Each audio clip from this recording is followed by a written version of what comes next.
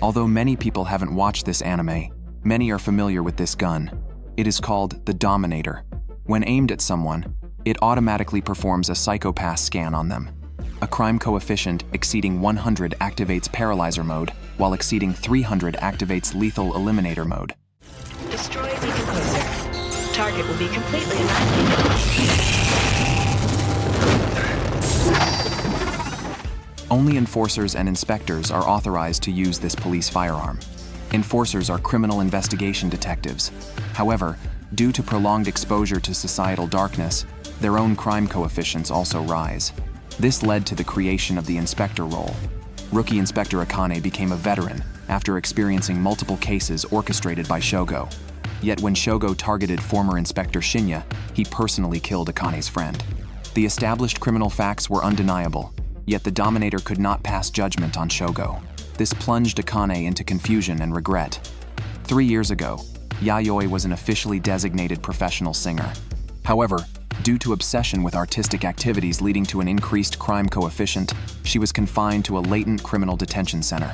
The Sibyl system assessed her potential as an enforcer, so Inspector Nobuchika went to recruit her at the prison. However, Yayoi refused. She deeply loved music and still yearned to return to the stage. But her applications to purchase electric guitar strings were repeatedly denied, causing hue clouding that led to forcible sedation.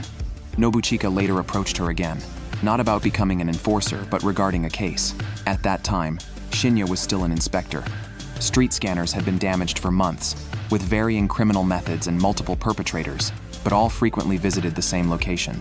They reasonably inferred an antisocial group had formed there. Since Yayoi previously conducted musical activities in that area, Shinya hoped she could assist the investigation. Shinya sought Yayoi's help because of her enforcer potential, but Yayoi viewed enforcers as dogs kept by inspectors. She neither wished to be a dog nor to cloud her hue. Knowing her passion for music, Shinya used this as leverage, producing a guitar string packaging. Before imprisonment, Yayoi had a close friend named Rina in her band. As an unofficial musician, Rina had poor relations with official musicians. One side feared association with latent criminals would cloud their hue. The other believed music pandering to the Sibyl system lacked value. Yet Rina treated Yayoi well, giving her the nail polish she currently wore. For the guitar strings, Yayoi agreed to help. Covering all activity zones was impossible due to numerous abandoned buildings, though several well-known venues existed. Cross-referencing perpetrator movement records, Yayoi identified 2 locations, Yellow Hood and 27 Club. Mitsuru investigated at 27 Club, while Tomomi infiltrated Yellow Hood. Nobuchika and Shinya waited on standby in the car with Yayoi. Yayoi thought they seemed relaxed, but humans are creatures who gradually grow accustomed to any environment, no matter how cruel over time. This applied to inspectors and latent criminals alike. Shinya told Yayoi that almost no one leaves the rehabilitation facilities in a normal state to return to society. Some break down due to confinement stress, while others deteriorate psychologically and face execution. Latent criminals become accustomed to a life of constant deprivation. Shinya handed the Dominators to Yayoi. It represented the privilege granted solely to inspectors and enforcers by the Sibyl system, the power of the deprivers. To escape the fate of being constantly deprived, one must become a depriver. At that moment, Mitsuru spotted suspicious individuals waiting near the bar for a transaction, while Yayoi recognized Rina singing through the music. Mitsuru seized the Molotov cocktails meant for the deal. But other criminals ignited the bar, causing chaos. A hostage was taken by a criminal threatening Mitsuru, yet his crime coefficient remained under 100, preventing the Dominator from activating. Mitsuru deliberately provoked the criminal verbally, causing his crime coefficient to rise. He and Shinya coordinated seamlessly to protect the hostage and eliminate the criminal. When Yayoi rushed into the bar to find Rina, she discovered Rina was actually the terrorist leader. Rina invited Yayoi to join them in changing this twisted world, to awaken people enslaved by the Sibyl system through music. But Yayoi had never contemplated changing the world. She merely wanted to stand on stage with Rina again. Rina, however, had long abandoned joyful music, believing it meaningless without power. Yayoi understood they could never return to the past. Rina left without hesitation. Yayoi attempted to pull the Dominator's trigger, but was denied as an illegal user. She could only helplessly watch Rina depart. From that moment, Yayoi resolved to become an enforcer. Through Sibyl system scanning, Nobuchika's crime coefficient was rising rapidly, approaching the threshold to become a latent criminal. Psychiatrists advised him to confide in someone close. Following the Toyohisa hunting incident, Nobuchika reported subsequent events to the chief. At that time, Akane was within 8 meters of Shogo, witnessing criminal acts firsthand, yet the Dominators failed to activate normally. The chief attributed this to Akane's panic-induced operational error, but Nobuchika maintained she possessed essential police aptitude, as evidenced by Sibyl system compatibility diagnostics. Yet these same individuals had previously filed reports questioning the Sibyl system. Today's stable, prosperous society exists solely because of the Sibyl system. Consequently, the system must be perfect and absolutely infallible. However, a truly flawless system wouldn't require human intervention. Yet inspectors and enforcers exist, wielding Sibyl's eyes, the grips of Dominators, for even the most comprehensive systems require safety measures against unforeseen circumstances. Only by encompassing these can a system achieve perfection. More crucial than flawless operation is maintaining unwavering public belief in its perfection. Sibyl brings happiness precisely because of this assured public trust. Knowing Nobuchika harbored doubts, the chief showed him a classified file.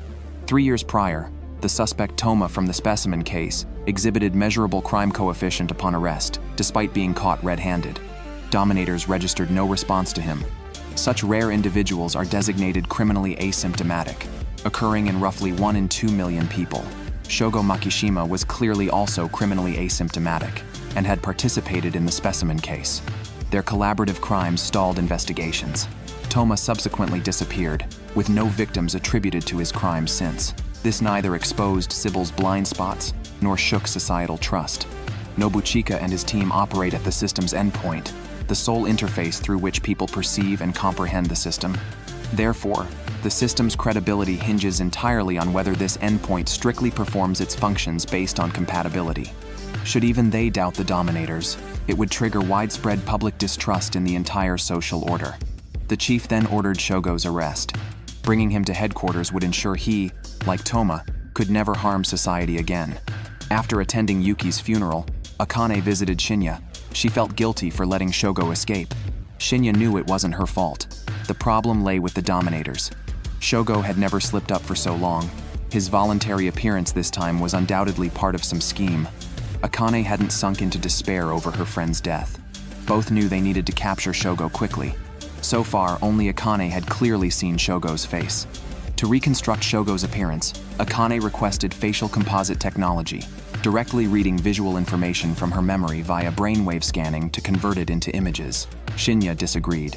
This meant forced memory repetition, specifically reliving the memory of witnessing her friend's murder. Even for her, this would negatively impact her psychopaths. Even Nobuchika's opposition was futile. Akane insisted on proceeding. The chief ordered the investigation to remain undisclosed. Everything was confidential until results came from the specialist team. But Akane couldn't wait. A non-public investigation made gathering clues difficult, hence the need for facial composite technology. Even if her crime coefficient rose and she was demoted to enforcer, she was determined to arrest Shogo. Akane wore the device and began memory retrieval. Though Shion warned her about the considerable psychological burden, when Akane genuinely recalled that memory, it nearly shattered her mentally. Inspector, come back to us! Hey! Wake up, Akane! She only regained clarity after Nobuchika slapped her. The good news was the memory capture succeeded, and Akane's psychopaths rapidly stabilized. Shinya, concerned for Akane, persuaded the doctor to authorize her early discharge. Akane herself needed decompression therapy. Everyone was stunned by Akane's fierce determination. Yet such effort yielded results. Shogo's facial composite was clearly analyzed. By scanning all surveillance camera footage meticulously, they discovered he had appeared near the locations of previous cases. Shinya couldn't help but remark that Akane had indeed become a competent police officer. Nobuchika called Tomomi out for a talk, wanting to know why Akane's psychopaths didn't become clouded. She fundamentally accepted all things, forgiving, acknowledging, and embracing the world. She didn't dislike taking risks, but neither did she drift with the current. She firmly believed in the meaning and value of the police profession. Tomomi, too, had once believed in justice like Akane. But one day, he was suddenly equipped with Dominators and forced to follow their commands to shoot others. However, This approach wasn't what he believed policing should be. The more he thought this way, the cloudier his psychopath became. Nobuchika questioned him, asking why he didn't quit the police force if he felt this way. Why drag him and his mother into this life of reluctance? Thus, it was revealed that Nobuchika's latent criminal father was none other than Tomomi. Tomomi rejected Sibyl, and Sibyl rejected him. Then a new order was born, and the nation regained its footing. Perhaps he had been wrong, because from the moment he accepted this era, his crime coefficient stabilized. Nobuchika needed to worry about his own psychopaths. We've identified you, and you're at the end of the line. Shogo. At that moment, an incident occurred at a hospital in the city. A man demanded a doctor prescribe him an authorization-required medication. When the doctor refused, the man killed him. A nurse screamed for help at a security camera, but no one responded. Soon after, the Public Safety Bureau sealed off the scene. As soon as the Dominators were in hand, Akane couldn't help but recall past events. But Shinya urged her to focus first on the case at hand. The case itself seemed straightforward. After killing the doctor, the criminal brazenly left with the stolen drugs. Surveillance cameras recorded the entire incident. However, the security drones issued no alarm. Moreover, the criminal's crime coefficient was within the normal range from the very beginning. Nobuchika suspected the problem lay with the helmet worn by the criminal, likely some device that compromised the scanning function. Tomomi found it hard to believe a mere helmet could falsify psychopaths' readings. Yet peculiarly, the scanners detected the invader's psychopaths and determined him to be a law-abiding citizen. Furthermore, the drones lacked the functionality to recognize actually occurring events as crimes. A method to combat this kind of crime no longer existed. On a bustling street, the criminal stopped a woman and brutally murdered her with a hammer in plain sight, yet passers-by showed absolutely no reaction. Drones detected the assaulted woman's soaring psychological stress, but completely ignored the assailant. The reason bystanders felt no fear was that encountering strangers on the street meant encountering people with normal psychopath values. This assumption was foundational to society. However, if the criminal's method of deceiving the system scans became known to the world, it would inevitably trigger social panic. Shion sent the video of the public murder to public safety. Shinya was certain this was undoubtedly Shogo's doing. Beyond mere crime, it felt like an attack on society's very foundations. Elsewhere, a group wearing helmets prepared to execute Shogo's plan. His grand spectacle was about to begin. By the time public safety arrived at the scene, the victim was already dead. The gathered crowd was completely unaware of what was happening. Consequently, no one had called the police. The situation was only discovered via an area stress alert. And it wasn't just people who ignored this. Psychopath scanners also assessed the criminal's psychopaths as normal. Falsifying psychopaths' readings in such a moment couldn't be achieved by helmets alone. Shinya then noticed the criminal's psychopath's values were moving in similar curves. He theorized the criminal was acting in sync with the mental states of people nearby. Within a 30-meter radius, as long as one person maintained a stable psychopath, the helmet wearer's actions would evade detection. Meanwhile, on the highway, another armored cash truck robbery occurred, with the criminals also wearing helmets. Nobuchika led Shusei and Yayoi to investigate the cash truck case, while the others continued handling the murder case. Akane wondered why the criminals were committing crimes.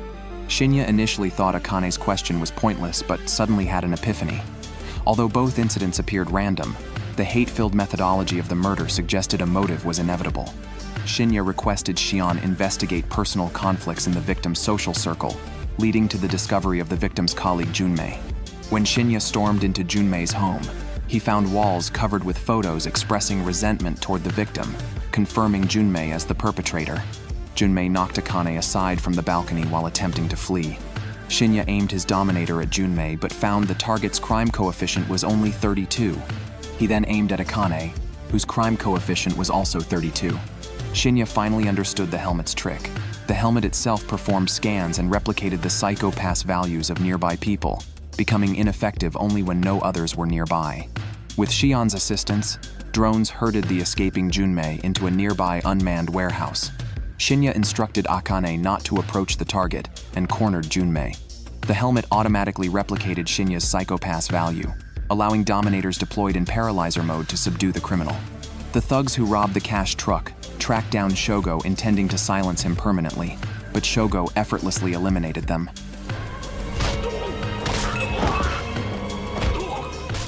Shogo still possessed many more identical helmets. After the video of the helmeted man committing public murder spread online, it immediately triggered social panic. An increasing number of criminals began exploiting the helmet's cover to perpetrate crimes incessantly, plunging social order into chaos. Nearly everyone became fearful for their own safety. Regional stress levels soared continuously, and the security system completely failed. Wearing helmets enabled people to act recklessly and commit atrocities without restraint, while removing the helmets allowed them to erase their sins. Even ordinary citizens who were once law-abiding finally erupted in silent fury. Within just a few days, hundreds of serious cases occurred. Even citizens under coercion were inciting riots everywhere. Shogo, who sparked this entire crisis, was at that moment discussing the contents of a book with Chu. Shogo believed physical books held more flavor. For him, books served as a tool to adjust his self-perception, akin to tuning a piano's strings. The chief of public safety issued an emergency mobilization order.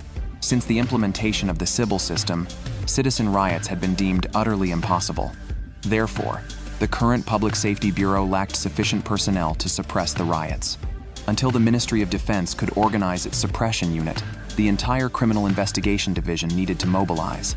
Dominators were rendered useless by helmet interference, leaving stun batons and pulse grenades as the police's only weapons.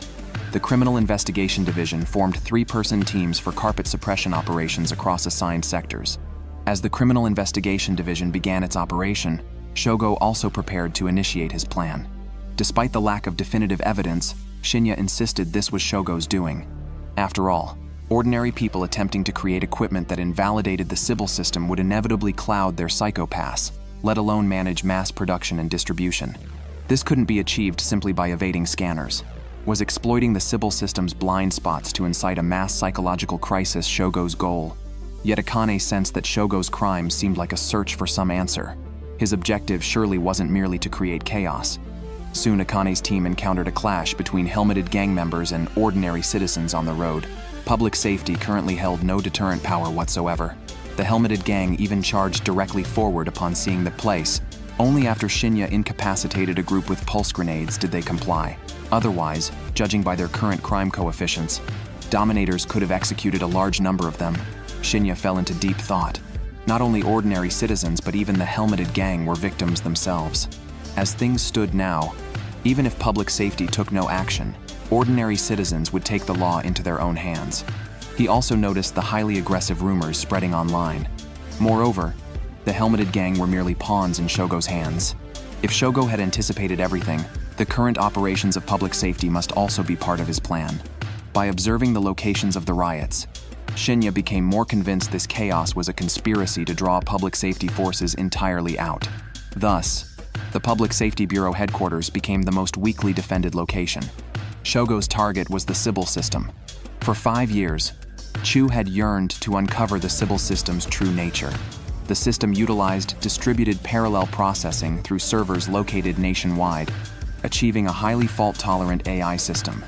Measuring the psychopath's values of the entire population required immense computational power. Without grid computing via the network, accomplishing such vast calculations would be impossible. Yet the deeper Chu investigated, the more suspicious the data transmission methods appeared. All communications surrounding the Sibyl system passed through a mandatory relay point. He speculated that an independent processing system was hidden somewhere. The core problem was that if only one system existed, its required throughput exceeded what current technology could achieve. Concentrating the system in one location also posed excessive security risks, unless the government prioritized concealment over safety. By tracing the relay stations handling scanner data, Chu pinpointed the Sibyl system's location, the Nona Tower at the city center.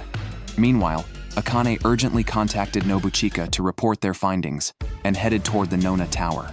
Elsewhere, Shogo and Chu had already led their team in storming the Nona Tower. The tower's top floor and underground facility were 2 areas with extraordinarily high power consumption. Substantial energy use at the top made sense due to its function as a radio tower, but detailed information about the underground facility remained inaccessible even there. According to the facility map, there were only 4 underground levels, yet the original design blueprint indicated there should have been 20. News of the police's imminent arrival soon reached them. Shogo's intuition told him it must be Shinya. He instructed Chu to proceed underground to locate the Sibyl system while he went upstairs to divert Shinya. By the time Akane and her two companions arrived, all security robots at the Nona Tower entrance lay completely disabled. Akane contacted Nobuchika again. After obtaining permission, they proceeded into the tower to suppress the threat, but with the strict order to capture Shogo alive. Shion acquired tower surveillance footage through an illicit key, revealing the enemy had split into two groups. Shogo had just gone to the rooftop, while the others vanished without a trace beyond underground level 4. Shinya's target was naturally Shogo. Shusei volunteered to explore the underground levels. At underground level 4, Shusei discovered a secret passage leading further down. Meanwhile, Akane and Shinya found the elevator to the rooftop. The use of pulse grenades was strictly prohibited within the data-saturated tower, eliminating another method to counter the helmeted gang. Shinya handed Akane a helmet to wear, ensuring others couldn't read her psychopath's value. Shinya knew Shogo had grasped the truth about this facility, yet he still chose to pursue Shinya's arrest rather than prevent the conspiracy. Meanwhile, Shusei's communication was cut off after he arrived at the mysterious passageway. He encountered an ambush by the helmeted gang in the corridor. Although injured in the shoulder by a nail gun, Shusei successfully fought back. He also communicated via walkie-talkie with Cho, who was hacking into the Sibyl system. The entire underground area resembled a large electromagnetic anechoic chamber. Dominators became useless scrap metal again. Chu urged Shusei to defect. As long as the Sibyl system was destroyed, this abnormal world would be completely overturned. They were all latent criminals. Why should they sacrifice their lives for those who had taken everything from them? But Shusei refused. The Sibyl system truly deserved to die. However, Shogo, who arbitrarily manipulated others' lives and deaths, deserved to die even more. He didn't care how many people died in this city, but he wouldn't allow those who forced others to kill each other to live comfortably. Shinya was still dealing with Shogo. Shusei couldn't betray loyalty. Shusei threatened to go kill Cho immediately. It would be even better if Cho destroyed the Sibyl system before dying. Meanwhile, Shinya and Akane pursued to the rooftop. The two encountered attacks from the helmeted gang on the stairs. Shogo had copied his psychopath's value to the helmets, so even though Akane wore a helmet, it didn't help. Although Shinya knocked down the opponents with superior martial arts skills, Akane was shot in the leg. She told Shinya to pursue Shogo first. Shinya climbed to the rooftop. Without seeing Shogo's face, he sustained significant injuries in the struggle with the helmeted gang. After finally dealing with the hindrances, Shinya aimed the Dominator at Shogo, but the recognized crime coefficient was 0. However, Shinya never intended to arrest Shogo. Instead, he planned to kill him right there. Shogo had no mastermind behind him. The truth could be investigated slowly after killing him. People like him would only bring endless future troubles if left alive. But Shinya didn't expect Shogo's combat skills to be exceptional. He was completely outmatched. Already injured, Shinya was quickly pinned down.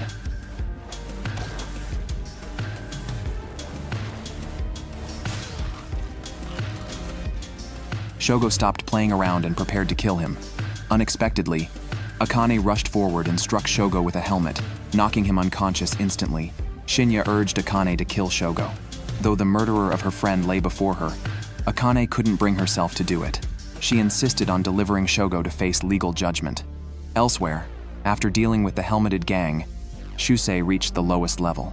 Chu had already breached the Sibyl system's defenses. What they witnessed there shocked them profoundly. The Sibyl system didn't even need destruction.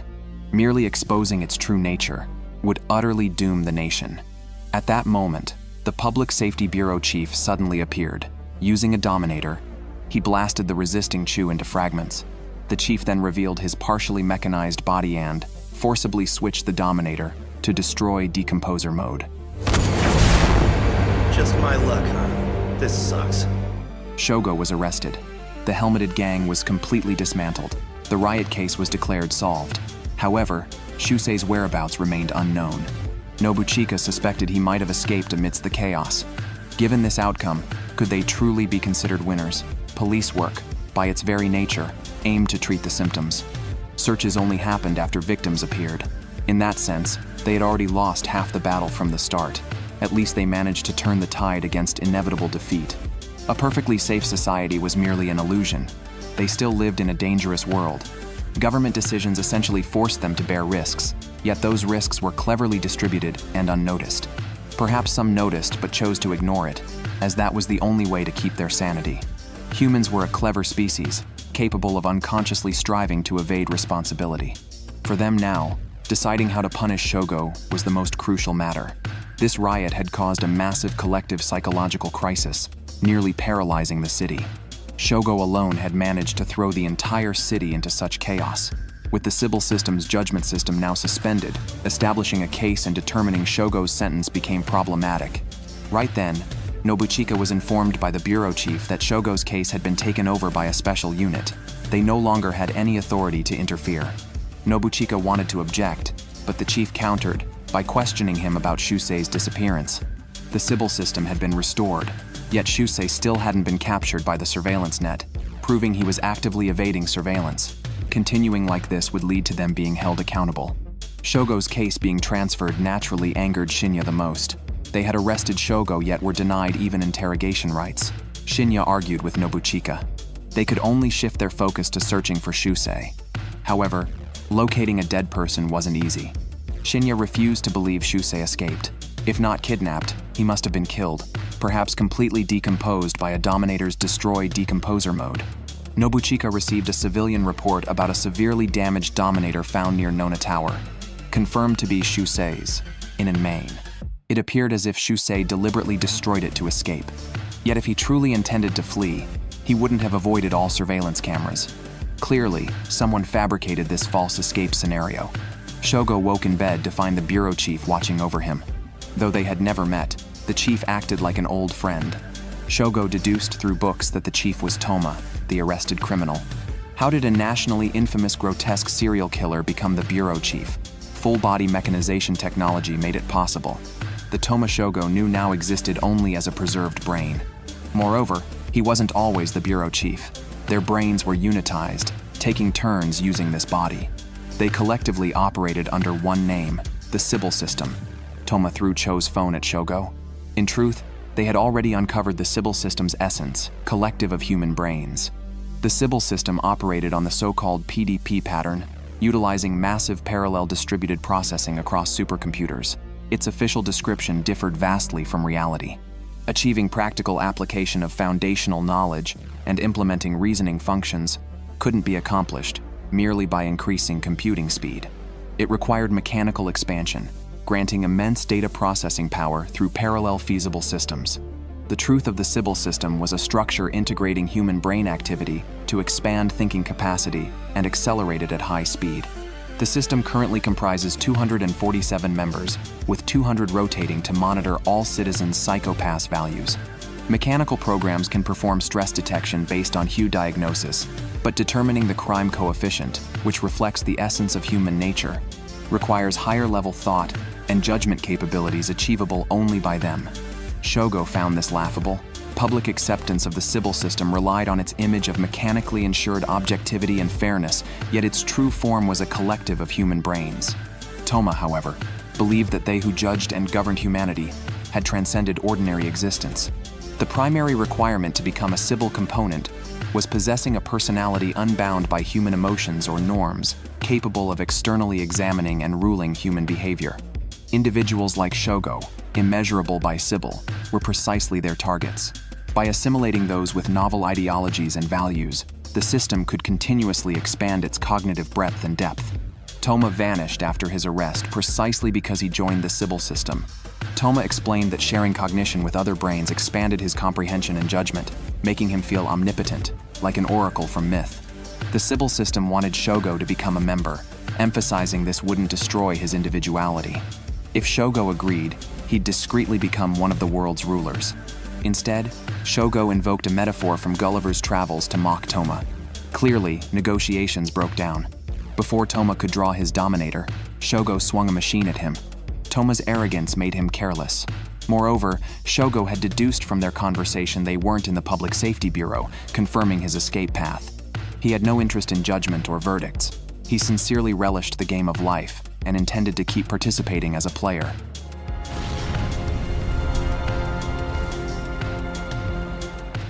Late at night, Shinya suddenly received a communication from Shogo, who merely informed him the Sibyl system wasn't worth protecting before terminating the call.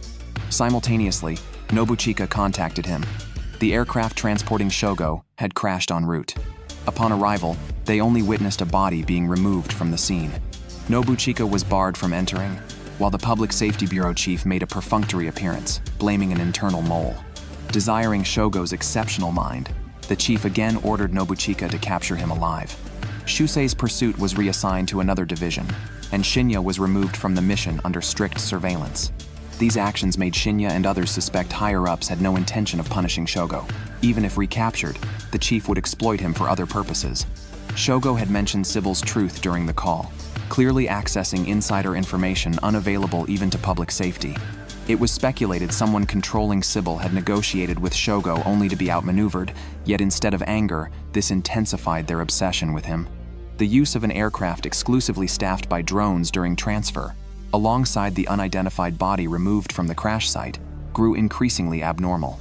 Furthermore, Shinya secretly reviewed Nobuchika's post-Toyohisa incident report, finding the deletion of Dominator's ineffectiveness against Shogo. Authorities were erasing evidence of individuals beyond Sibyl's judgment. Dealing with someone like Shogo, unconstrained by law, required special methods, a time-consuming process. Shinya regretted not killing Shogo himself. Akane stopped him, stating it would only increase murderers. Reminding him of his desire to work as a police officer rather than a hound, Akane implored Shinya to promise he would always remain one. Can you please make that promise to me right now? Yeah. Nobuchika felt deeply frustrated, uncertain about what was truly right. Tomomi advised him to protect himself through non-action, as this matter exceeded his capabilities. However, Nobuchika resolved not to remain passive this time. He knew capturing Shogo required Shinya's combat strength. When it came to matters involving Shogo, no hound's instincts matched Shinya's. Releasing Shinya from his cage would seize the initiative. Thus, Nobuchika consulted Risa, an inspector from Division 2, arranging to transfer Shinya to their unit for the Shusei disappearance case, effectively enabling Shinya's participation in the operation. Unexpectedly, their plan was discovered. The bureau chief personally intervened to arrest Shinya, offering Nobuchika no chance to explain, and commanding him to aim his Dominator at Shinya. The chief switched the Dominator from anesthesia mode to destroy decomposer mode, testing the inspector's resolve to act without emotional interference. At that critical moment, Akane swiftly shot Shinya first. Anesthesia mode applied to targets with a crime coefficient below 300, allowing her to legitimately save Shinya. When Shinya awoke, he found Akane asleep beside his bed. Shinya refused to abandon the pursuit of Shogo. He took the helmet from Shion's office, though it would become useless scrap metal in 6 days when the Sibyl system updated. Later, Shinya found Tomomi and shared a drink. Tomomi asked why Shinya pursued Shogo so relentlessly. Was it the evil deeds or Shogo himself he couldn't forgive? Shinya replied that he simply couldn't forgive himself for letting Shogo escape. Tomomi understood what Shinya intended to do and gave him a key. By the time Akane woke up, Shinya had already left, leaving behind only a letter. He had become a detective driven by the desire to protect others, but Shogo's existence changed everything. As long as he remained a detective, he couldn't act against Shogo. If the law couldn't judge Shogo, then he would step outside the law. He knew this path was wrong, yet it was the only way to reconcile with his past self. He also urged Akane not to betray her beliefs because of this. To kill Shogo, Shinya defected from public safety and became a wanted criminal. Nobuchika visited his psychiatrist again. His psychopath values were dangerously high, and continued deterioration risked him being flagged as a latent criminal. Yet Nobuchika recalled his former partner, who once faced similar circumstances and later became his subordinate. To avoid ending up like Shinya, he had always chosen self-preservation, yet still reached the same outcome. Nobuchika rejected the doctor's proposed intensive clinical treatment, deciding to endure it alone. Though Shogo's identity was exposed, riots had disrupted local surveillance systems, resulting in a 5-day inability to use facial recognition searches. Yayoi feared Shogo would escape during this period, but Akane understood Shogo intended to expose raw humanity to the Sibyl-ruled society. Otherwise, he wouldn't have called Shinya. Akane appeared calm outwardly, yet felt deeply confused by Shinya's departure. She believed Shinya wasn't a latent criminal and didn't want him to become a murderer. Shion worried about Akane's mental state, but even after these events, her hue remained clear. Even Akane herself felt she was cold. Shion reassured her that hue doesn't represent what's inside. If so, what does hue represent then? Shinya rode the motorcycle sponsored by Tomomi to seek refuge with Professor Joji. Joji immediately noticed Shinya was carrying a revolver. After reviewing Shinya's documents, Joji stated that if political prisoners still existed under the Sibyl system, they would be individuals like Shogo. Though Shogo resembled an anarchist, his fanatical obsession with destruction far exceeded the term's original meaning. The ideal bureaucracy is highly rational, impartial, and duty-bound. The Sibyl system approaches this ideal bureaucratic administration, but only if its publicly disclosed design specifications are entirely truthful. Shogo also claimed the Sibyl system's true nature wasn't worth protecting. Bureaucratic administrations control people through knowledge, then hoard that knowledge to elevate their superiority. Shogo sought to strip away this facade of superiority, and he succeeded. The recent riots pushed society into extreme peril, prompting Sibyl to offer Shogo a certain proposal, which he rejected. Shinya understood Shogo. The man excelled at satirizing overdeveloped science and politics. Shinya didn't deny his similarities to Shogo. Though unfamiliar with Shogo's past, he knew a pivotal turning point occurred when Shogo realized he could manipulate psychopaths' values.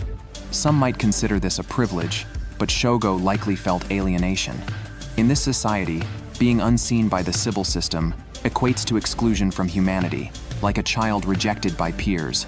Meanwhile, Nobuchika obtained Shinya's pursuit authorization from the bureau chief, believing their team still had a chance to persuade Shinya. However, Tomomi considered Nobuchika naive. They shouldn't get involved with Shinya again, and even if Shinya surrendered, he would only be sent to prison. It would be better to hand the case over to others. Nobuchika grew furious, accusing Tomomi of intentionally letting Shinya escape so he could kill Shogo. It seemed everyone had turned against Nobuchika. Were they all so eager to become allies of justice? Tomomi clarified this wasn't justice but obsession, explaining that one day they would realize everything they clung to was a lie. Yet Nobuchika had his own convictions and swore to arrest Shinya himself. At the same time, Joji showed Shinya a forum operated through multiple anonymous proxy servers, where most users were deemed worthless by the Sibyl system. They despised the system and frequently vented in posts. Before dinner, Joji made a new post asking for ways to completely collapse the Sibyl system within 5 days. Everyone treated it as a joke and proposed various methods. Shinya and Shogo were the same kind of person. He could discern Shogo's true intentions from these seemingly absurd suggestions. Soon, one particular post caught Shinya's attention. All food in this country is processed from super oats, meaning if someone could identify the fatal weakness of super oats, it might be possible to wipe out the entire species. This was likely Shogo's next target. Due to population decline and the Sibyl system's widespread adoption, most people had concentrated in urban areas, forcing the primary industry based on farmland to transition to fully automated operations. Through perfected unmanned agricultural systems, super oats were cultivated, completely eliminating the agricultural profession from this nation. Now the entire northern region stood uninhabited, transformed into a massive food production base. If crop health management were compromised, super oats could suffer devastating destruction from disease. Food shortages would then cause the entire population's crime coefficient to rise. If the country resorted to food imports, border security would inevitably weaken, and with refugee influx, crime coefficient measurements would become meaningless. If Shogo truly aimed for agriculture, he would certainly seek expert assistance. Shinya bid farewell to Joji and took action, but he was already one step too late. Shogo had already located Kudama, the former head of crop virus defense. The security flaws in the virus defense system were glaring. Simply altering the DNA sequencer's commands could arbitrarily change its targets. By switching the elimination objective from pests to wheat, the entire nation's agriculture could be destroyed at once. Moreover, the management center responsible for virus development and distribution was an outdated university research institute that could be easily infiltrated.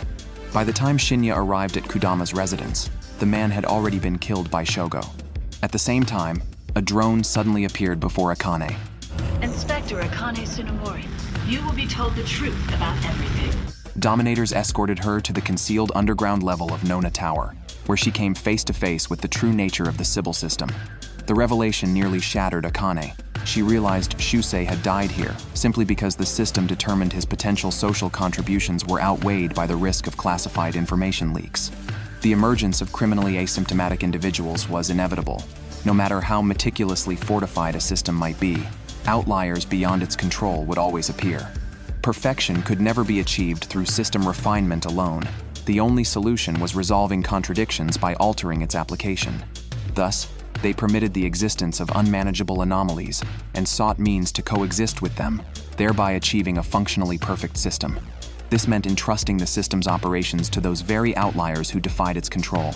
These brains, while possessing independent personalities and physical forms, were all criminally asymptomatic individuals ungoverned by the Sibyl system. Many among them were far more ruthless than Shogo. The so-called Sibyl was nothing but a monstrous collective of criminal brains. Sibyl demanded Akane discard relative values like good and evil. What they needed was a flawless, error-free system. Who controlled it or how it operated didn't matter, for the will of Sibyl itself was the system. The more an individual's orientation deviated from norms, the more it could provide novel perspectives and values. Thus, Shogo's uniqueness held immense value. He could become an exceptional member among them. Building a harmonious society and eliminating all contradictions and injustices represented the ultimate happiness pursued by human rationality, achievable only through the perfect Sibyl system. Akane's entire worldview collapsed. She couldn't comprehend why Sibyl had revealed this to her. Sibyl knew Akane physiologically and emotionally despised them, yet she didn't deny the system's necessity. Without Sibyl, the existing social order would crumble. To Akane, necessity outweighed legitimacy. Therefore, they judged she wouldn't expose this secret and endanger the system. She believed current societal stability mattered above all else, and thus wouldn't reject the Sibyl system that made it possible. The purpose of this meeting was to establish a cooperative relationship with her. Due to Shinya's loss of control and Nobuchika's exhaustion, the team was beginning to show signs of dysfunction. Without a new leader taking charge, the pursuit of Shogo would yield no results. Akane, burdened by inner conflict, couldn't unleash her full potential, which was why they took special measures to reveal the system's truth to her. She disagreed with Shinya's personal vendetta against Shogo, and on this point, they were aligned. Akane simply believed Shogo's crimes deserved proper judgment, as did those of other criminals within the system. But Sibyl argued their contributions to society had long outweighed their past offenses. This was an era where lives were entrusted to the system, everything could be arranged by it. Yet Akane was different. With outstanding achievements, countless life paths and careers were open to her. She had the luxury of agonizing over her own choices. No sooner had Akane left than she received a call from Nobuchika. Shinya's fingerprints had been found at a murder scene. Akane agreed to cooperate with the Sibyl system, but only on the condition that if she captured Shinya alive, the system would revoke his execution order. If Shinya couldn't be taken alive, she would allow Shogo to be killed. Under Akane's threat, the system accepted these terms. Arriving at the scene, Akane found the victim was a retired agricultural official. Among the ransacked room's traces, Shinya's fingerprints were discovered. Examining the wounds, Akane concluded Shogo was the killer. Shinya had likely tracked him here, leaving evidence behind. She believed Shinya must have left clues, ensuring others could stop Shogo even if he failed. These clues were his test, to see if they shared his obsession. Scanning the victim's throat, robots detected a metal object in the trachea, a recording left by Shinya. The victim, Kudama, was no ordinary man but the lead developer of super oat disease countermeasures. To destroy the northern granaries, Shogo had extracted the method from Professor Kudama before killing him and removing the organ required for facility security authentication. This proved the security wasn't system-based but relied on outdated human biometrics. The most likely location was the old University Research Institute once used by Kudama's team. Shogo intended to single-handedly annihilate the nation's food supply. Meanwhile, Shogo had successfully infiltrated the laboratory. Shinya arrived shortly after. The long-standing confrontation that would determine the fate of the entire nation was about to reach its conclusion. This man is a madman. With a single thought, he could destroy the entire nation's agriculture. From the clues left by Shinya, Akane learned Shogo's whereabouts. Just as Shinya was still figuring out how to infiltrate the laboratory, Akane and her team's helicopter had already landed on the facility's rooftop. This research institute was responsible for managing viruses across the entire northern continent. Upon seeing the Public Safety Bureau's arrival, Shinya proactively contacted them. Shogo had already entered the facility. To stop him, they had to use Bureau authority to cut off the power supply before he could release the virus. However, doing so would also deactivate the security system, allowing Shinya to enter and kill Shogo first. Akane wouldn't permit this. She wanted the Ministry of Agriculture to separately transfer security system access to them, but the procedure would take too long. Shogo might seize the opportunity to attack. As Shinya had said, the only option now was to shut down the facility's systems. Before taking action, Akane had one demand. If they encountered Shogo with a crime coefficient above 300, they must notify her. She had a trump card against Shinya. It turned out Akane had already negotiated with Sibyl. During Shogo's capture, her Dominator would remain locked in paralyzer mode. This wasn't just to ensure Shogo's arrest, but also to avoid killing Shinya. Tomomi noticed something was off. Ever since Akane was summoned by the chief, she had been acting strangely, as if bearing some burden alone. They had already seen what happened to overly aggressive inspectors through Shinya. Akane asked Tomomi to use a Dominator to check her own psychopath's value. Despite experiencing such upheaval, her crime coefficient remained below 30. Now she was exactly the kind of talent the system desired. The moment the power was cut, Shinya sprang into action. Tomomi believed Shogo would immediately flee since his biochemical attack had failed, but Akane understood Shogo better. His actions weren't entirely based on rational calculations. He would definitely find another way to complete his mission. Akane thought of the emergency power supply. Currently, they had only blocked the power switch through external commands, but the system could still be manually rebooted via the central control console. Of course, there was also a chance Shogo might escape. So the team split into two groups. Akane and Yayoi headed to the control room, while Nobuchika and Tomomi proceeded to the laboratory. Akane's behavior was so unusual that even Yayoi noticed something was wrong. She was more driven than anyone, yet also more despondent than anyone. Akane had simply realized that hesitation would solve nothing. Only by moving forward could she persevere to the end. When Akane first arrived, Yayoi had seen her as nothing more than a naive girl, but now she was certain Akane was someone worth entrusting with her life. The two reached the control room, but not a single person was there. Akane sensed something amiss. Shinya should have been able to predict Shogo's movements more accurately than her, yet he hadn't arrived ahead of them. She must have overlooked something crucial. Meanwhile, Tomomi and Nobuchika got into another argument on their way to the laboratory. Nobuchika knew Tomomi had assisted Shinya's escape, and believed the idea of letting Shinya bear the sin to defeat evil was foolish justice. What angered Nobuchika even more was that Tomomi ultimately relied on Shinya yet placed no expectations on him. Tomomi explained that Shinya was a latent criminal like himself, but Nobuchika was different. It was enough for him to stay true to his own path. At the same time, Akane's mind raced. The concept of cops and robbers had always been their framework, but Shogo thought differently. Suddenly, she realized something. Just as she suspected, Nobuchika and Tomomi were ambushed in the basement. Nobuchika accidentally triggered a switch, causing an explosion that trapped him under a pile of metal crates. Seizing the opportunity, Shogo emerged and attacked Tomomi. The two quickly grappled, with Tomomi managing to restrain Shogo in a hold, but then Shogo pulled out a lit explosive from his coat. His target was the immobilized Nobuchika. Nobuchika screamed at Tomomi not to let go under any circumstances. Yet, the moment Shogo threw the explosive, Tomomi lunged forward anyway. He was a police officer, but he was a father. There was no time to throw it away. The explosive detonated in his hands. Nobuchika, horrified, tore his arm free and rushed to Tomomi, only to find half his body obliterated by the blast. Just then, Shinya arrived.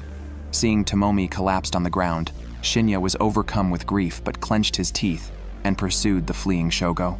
With his last breath, Tomomi reached out to touch his son one final time. After all, they were still father and son. It wasn't until Tomomi's death that Nobuchika finally cried out, calling him father, but it was already too late. Shinya and Shogo stood in confrontation once again. Shogo remarked that Shinya had finally abandoned his false justice, while Shinya retorted that Shogo was nothing but trash ignored by the world. He knew Shogo resented being isolated and rejected. Shogo countered, was there anyone in this society who wasn't lonely? The era of forming bonds with others to establish one's place in the world had long ended. In this fabricated reality where everyone was monitored and controlled by the system, there was no need for human connection. Each person lived in their own solitary prison, tamed into docile creatures content with their artificial peace. Suddenly, Shogo lunged, knocking the gun from Shinya's hand. Both drew blades and clashed in close combat. Shinya too was lonely. No one acknowledged his justice. No one understood his rage. That was why he had discarded trust and friendship. Shogo, however, admired this version of Shinya, who wielded his solitude as a weapon. The fight was evenly matched. Shinya was pinned down but retaliated by slashing Shogo's chest. As they broke apart, panting heavily, Shinya charged again, only for a pulse grenade to forcibly separate them. Akane intervened, stopping Shinya while Shogo escaped. She handed Shinya a Dominator, locked in paralyzer mode, and took a revolver for herself. She would allow Shinya to assist in capturing Shogo, but she wouldn't let him kill him, because that was against the law. She couldn't turn a blind eye to criminal acts. Shinya didn't understand. Why insist on protecting laws that couldn't punish evil or protect the people? Akane replied that it wasn't the law that protected the people, but the people who upheld the law. The collective will of those who despised injustice and sought righteousness became the law. It wasn't just regulations or a system. It was the fragile, yet irreplaceable conviction buried in every person's heart, far more fragile than the power of anger or hatred. The people of the past had strived to build a better world. To ensure their hopes didn't vanish, they had to protect it to the end. If everyone could think that way, this world wouldn't need latent criminals or the Sibyl system. Akane and Shinya followed the trail of blood to the garage. Shinya dodged an oncoming truck, but Akane got caught on its rear and was dragged away from the laboratory. She fired at the tires, causing the truck to overturn and crash into a rice field. Shogo climbed out of the cab and pinned Akane underfoot, but the revolver was out of bullets. Seeing Shinya closing in, Shogo discarded the gun and retreated deeper into the fields. Shinya carried Akane back to the road, reloaded his weapon, and charged into the rice paddies without hesitation. This was between him and Shogo, and no one could interfere. Shogo, wounded and stumbling, emerged from the wheat field, his body pushed to its limit. He was tired of a world where everyone was hollow and alone, where any talent could be replaced and any bond discarded. Yet he found deep satisfaction in being killed by Shinya. As the sun set, Shogo stopped running and calmly accepted his death. Their fates had been sealed long before they ever met. It wasn't that they couldn't understand each other. On the contrary, they understood one another better than anyone else. Akane knew Shinya could never return. Though the mission to capture Shogo had failed, the Sibyl system had no intention of punishing Akane. She remained an exceptionally valuable individual, maintaining both her revulsion toward and rational assessment of the system. Given the current public sentiment, the truth about Sibyl remained completely hidden, but one day, they would reveal their true nature. Until then, they had to create an environment where people would still submit to their rule even after learning the truth. Akane, as a precious sample, would continue to be observed by the system. Sibyl promised her safety as long as she kept its secrets. Modern society functioned entirely because of Sibyl, and Akane understood that, but she refused to accept it. Sooner or later, someone would cut the power to that room and forge a new path.